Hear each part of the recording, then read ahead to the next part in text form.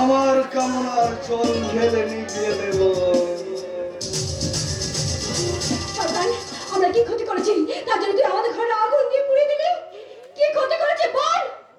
ক্ষতি হয়তো তুমি করনি, তোমার দাদা সত্যবান রায় আমাদের নামে রিপোর্ট ছাপিয়েছে।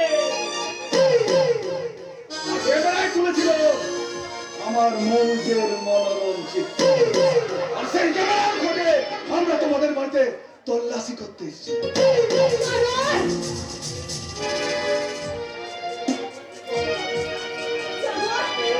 না পেরে একটু উঁচাই আছে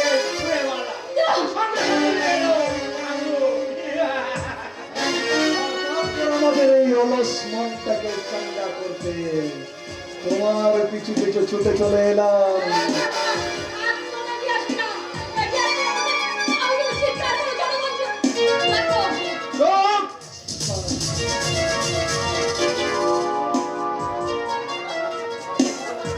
তোকে মারবো এখানে, আর কাঁদবি গিয়ে ঘরের কোণে, কারণ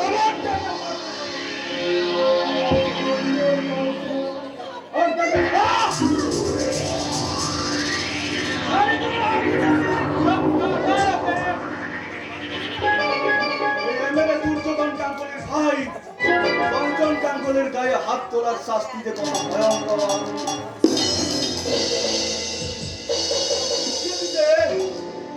এই রাস্তার মাঝে এই শাড়িকে আমি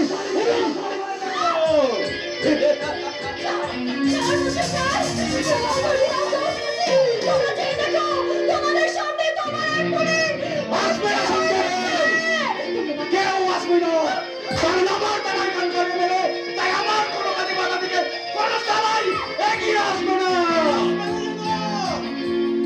তোর দাদা যখন এখানকার এমএলএ, ঠিক তেমনি এখানকার আমি ডিএসপি। তোকে ভালো করে বুঝিয়ে দেবো। কি ডিএসপি স্যার?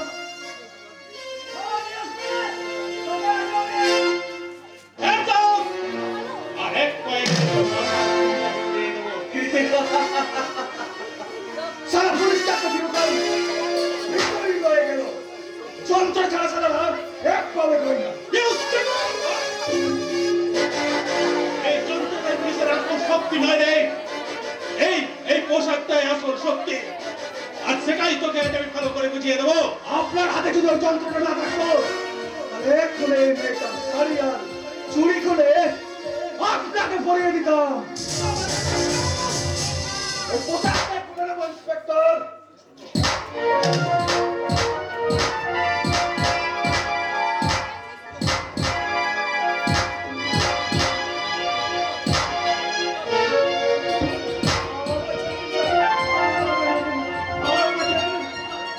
আমার কাছে ক্ষমা নেই, এই ভদ্রমহিলার কাছে ক্ষমা নেই। আমায় আপনি ক্ষমা করুন, আমি আপনার পায়ে দিচ্ছি, আপনি ক্ষমা করুন। স্যার, আমার ছেড়ে দিচ্ছি। ক্ষমা। জামাই! জামাই! সুযোগ পেলে গাধাও ঘোড়া হয়ে যায়, আর নিজেরাও সাজে পুরুষ। কাকা বাবু, ওটাই হলো ওদের আসল রূপ। কাকা বাবু, দেখি চন্দ্রনা তুমি এখানে? কাকা বাবু, এই শয়তানগুলো আমাদের ঘর বাড়ি পুড়িয়ে দিয়েছে কাকা বাবু। রিপোর্টার সত্যবান রায়ের পুত্র চন্দ্রানী। এমএলএর ভাই বোনকে কিন্তু ক্ষমা করবেন না স্যার, ওকে কিন্তু ছেড়ে দেবেন না। ডিএসপি বিপ্লব চৌধুরীর কাছে ও তো দূরের কথা, ওর দাদাও রেহাই পাবে না।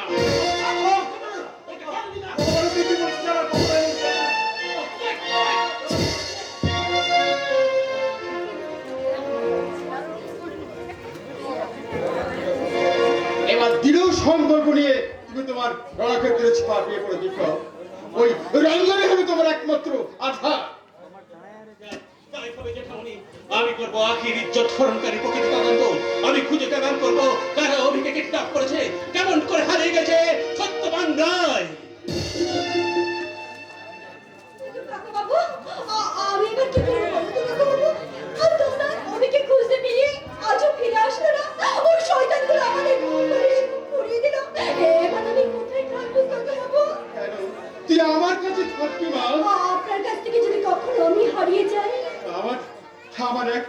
হারিয়ে গেছে। এই এই আখিটাকে আমি আর হারাতে দেব না রে মা। যদি আমাকে আশ্রয় দেওয়ার জন্য আপনার উপরে কোনো হামলা করে তখন আমার এই বিপ্লবী করবে আমাদের রক্ষা। কাকাবাবু আমি আমার আদর্শ সত্য দিয়ে ওকে গড়ে তুলেছি দেশের সৈনিক। ওই বিপ্লবী করবে দেশের রক্ষা, জনগণের রক্ষা আর আমাদের রক্ষা। কাকাবাবু আয় আয় মা, তুই আমার ঘর খানা আয় মা।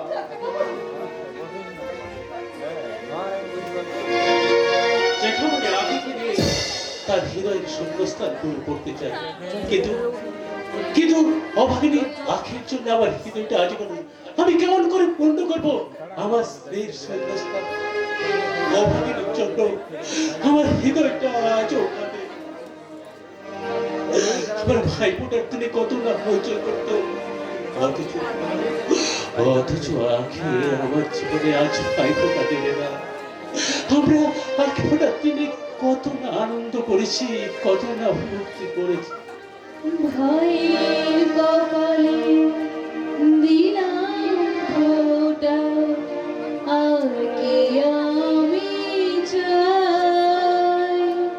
নাই বা পেলাম পান্না চুনি, দুঃখ আমার কিছু নাই। ভাইয়ের কপালে দিলাম ফোঁটা, আর কি আমি চাই? নাই বা পেলাম পান্না চুনি, দুঃখ আমার কিছু নাই। বোন আমার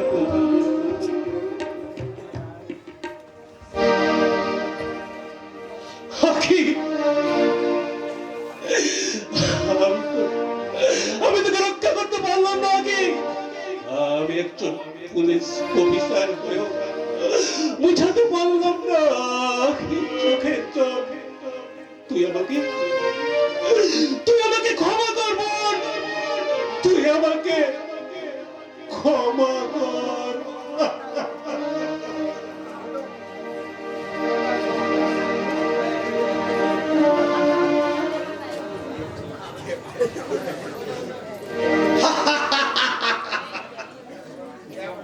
লেখাপড়া শিখে জিততাম যা, তাকে যদি জানতাম ততদিন আমরা অনেক লেখাপড়া শিখে নিতাম।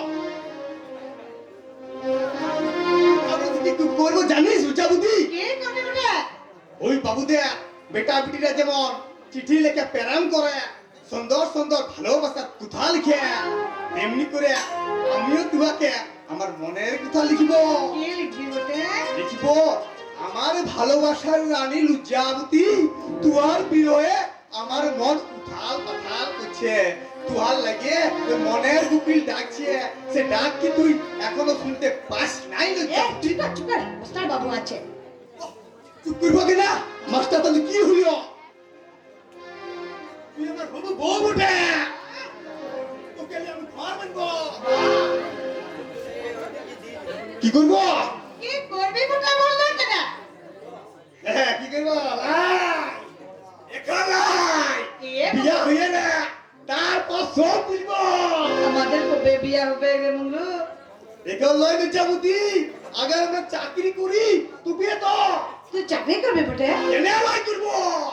বাবুজি বলেছে আমরা উপজাতিরা ভালো করে লেখাপড়া শিখলে সরকার মোদের চাকরি দিবে, আর সেই চাকরি করে টেকা লিয়ে আসবো। আর ওই টেকা লিয়ে তোর লেগে আমি ডুরেল শাড়ি, লাল নাক চাবি, আর তোর লাগে লিয়ে আসবি জানিস কি? আর কি আসবি বটে? এক গুচ্ছ ফুল। আর আমি? তুই যতই ফুলে নে কেন দেখলে আমি তোকে বলবো, তুই যত ফুলে দিস না কেন, বকুলি যদি না দিস নে, আমি তো কোনো কথা শুনবো না। তুই যত ফুলে দিস না কেন, বকুলি যদি না দিস নে, আমি তো কোনো কথা শুনবো না। তোকে আমি আর ভালোবাসবো না।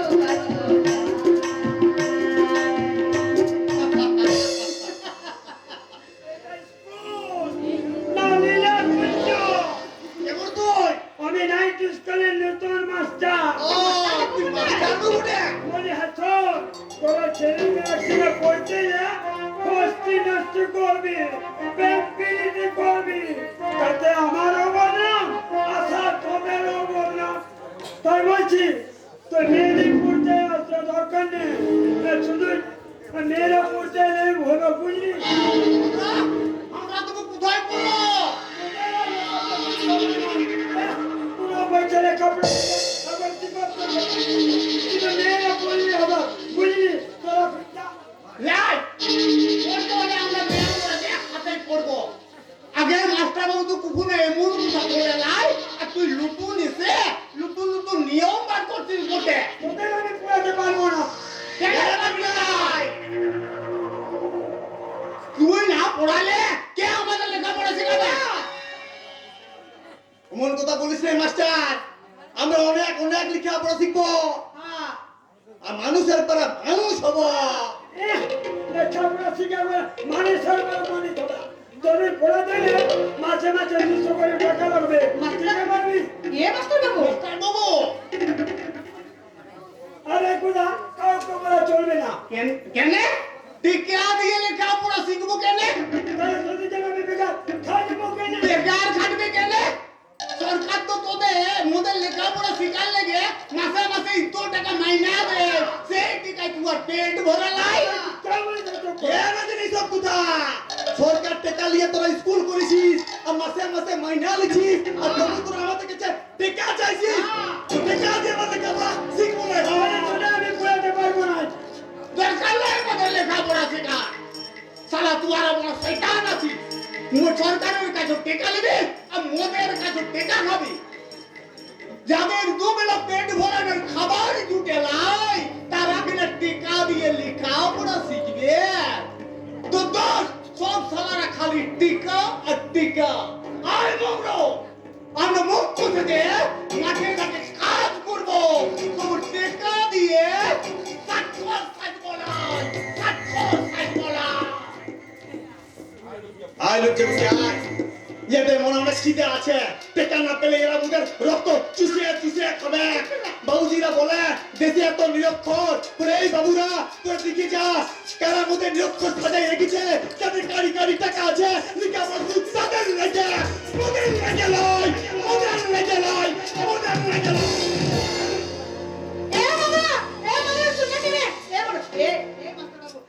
কোথায় রাগ করিস নাই আমি তোকে টিকা দিব তুই মুখে লেখাপড়া শিখাই না আমি তো পাইয়া করছি লজ্জাবতী মেয়েদের চোখে জল দেখলে না আমার খুব খারাপ লাগে তুই হলি মেয়ে ছেলে তোকে পড়ার জন্য টাকা নেব তাই কখনো হয় টাকা চেয়ে তোর কাছে আরো কত কি আছে তাই ভাবিস নে তোকে আমি অনেক লেখাপড়া শিখিয়ে দেব তার জন্য তোকে টাকা দিতে হবে না উল্টে আমি মাসে মাসে তোকে 100 করে টাকা দেবো তুই শুধু আমার প্রতি রাতে একটু একটু করে আমার এই দেখ তুই আমার চরিত্র টানাটানি করছিস কেন আরে বোকা চরিত্রটাই কি সব ভোগ বিলাসের কোনো মূল্য নেই মুদের ঘর লাই বাড়ি লাই জমি লাই মুদের টাকা পয়সা কিছু লাই কিন্তু মুদের কাছে যে চরম ধরম ইজ্জত আছে না তোদের ওই টিকা থেকে অনেক বেশি হয়তো টাকা দিয়ে নয় তোর ইজ্জত কিনবো আমি আমার এই ব্যবস্থা ছেড়ে দে আমার গবু যেতে পারে তোদের কুত্তার মতো কার বিজে মাথা পড়ে সমস্ত আমার বিয়ে দিতে পারি ছেড়ে দে আমার একটু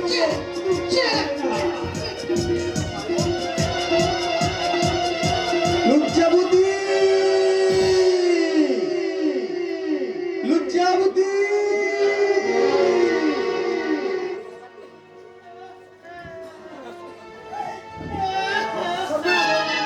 ছেলের দিকে আসছে মতো কি করি কোন দিকে পালাই যাচ্ছে মা ওই বাস চলে আলে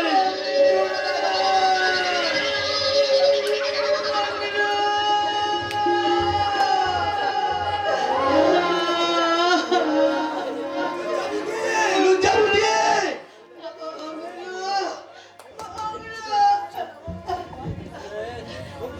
লজ্জাবতী লাই লাই তোমাকে চুষলাই রে মগরো, তোমার লজ্জাবতী মরে গেছে রে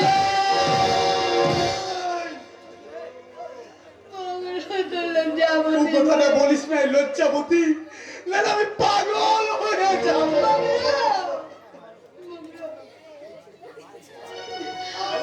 কাছে আয়, আয় লজ্জাবতী আয়। লজ্জাবতী, তোর লজ্জাবতীর নষ্ট হয়ে গেছে রে।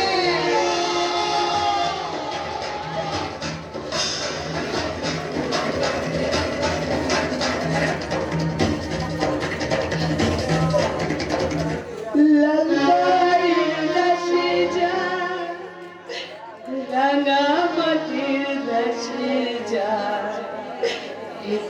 তোকে মানাইছে না রে, একেবারে মানাইছে না রে। লালবাড়ির দাসে যা, রাঙামাটির দাসে যা, তার তোকে মানাইছে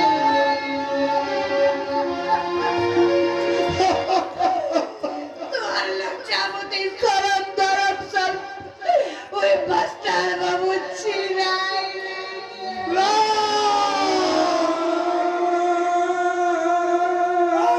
কুত্তার বাচ্চা মাস্টার, তোকে সালামি কার বিদে মারব। লজ্জাবতী, কোন সারা তো শরম ছিনাই নিয়েছে, আমি কার মুখটা হলি খেলবো। পারবি না সর্দার বাবা, পারবি না। তোদের অনেক লোক, তোরা ওদের কার কিছু করতে পারবি না সর্দার বাবা, কিছু করতে পারবি না।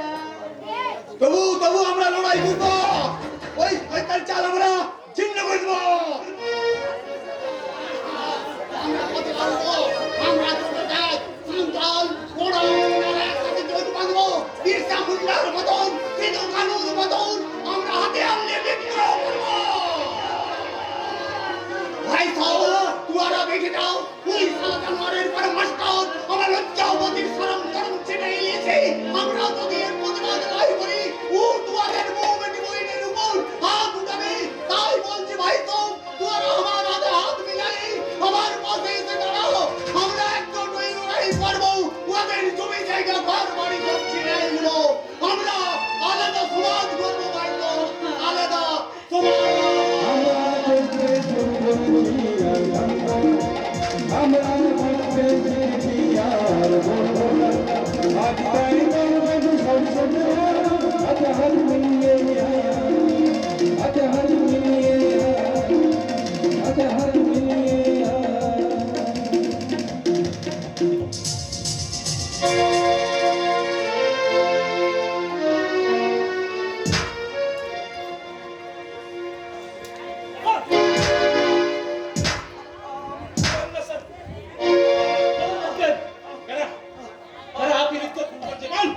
আমি কিছু জানি না স্যার,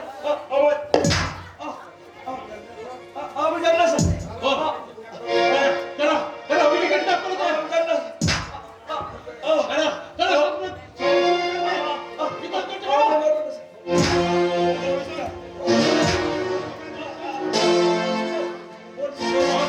বলছি স্যার, আপনার বলে আক্রমণ করে নিচ্ছে। আমার কথা বলতো, বলে আমায় মেরে ফেলবে।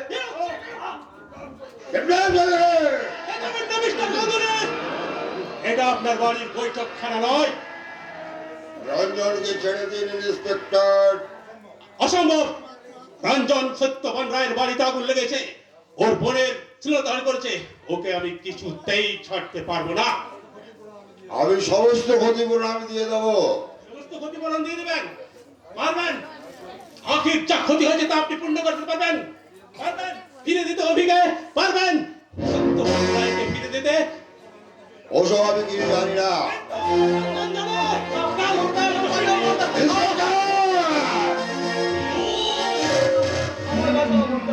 আপনি কিন্তু আগুন নিয়ে খেলা করছেন। যে আগুন আমাদের দেশের বুকে জ্বালিয়েছেন, সে আগুন নেভাতে গেলে আগুন নিয়ে খেলতে হবে মিস্টার গাঙ্গুলি। আমি জানতে চাই আপনি রঞ্জনকে ছাড়বেন কি না। যদি ক্ষমতা থাকে তবে কোর্ট থেকে ছাড়িয়ে নিয়ে যাবেন, এই ডিএসপি বিপ্লব চৌধুরীর হাত থেকে নয়। আপনারও বলে দিতে হবে, টুকরো টুকরো করে দেবেন ইন্সপেক্টর। এই ডিএসপি আপনি কেড়ে নেবেন, কারণ আপনি যখন এখানকার এমএলএ তখন আপনি অনেক কিছু করতে পারবেন। কিন্তু একটা কথা মনে রাখবেন, ডিএসপি বিপ্লব চৌধুরীর এই ডিএসপি পদটা কেড়ে নিল বিপ্লব চৌধুরীর মন থেকে তার আদর্শ আর নৈতিকতাকে আপনি কখনোই কেড়ে নিতে পারবেন না মাস্টার গাঙ্গুলি। রঞ্জনকে মুক্তি না দিলে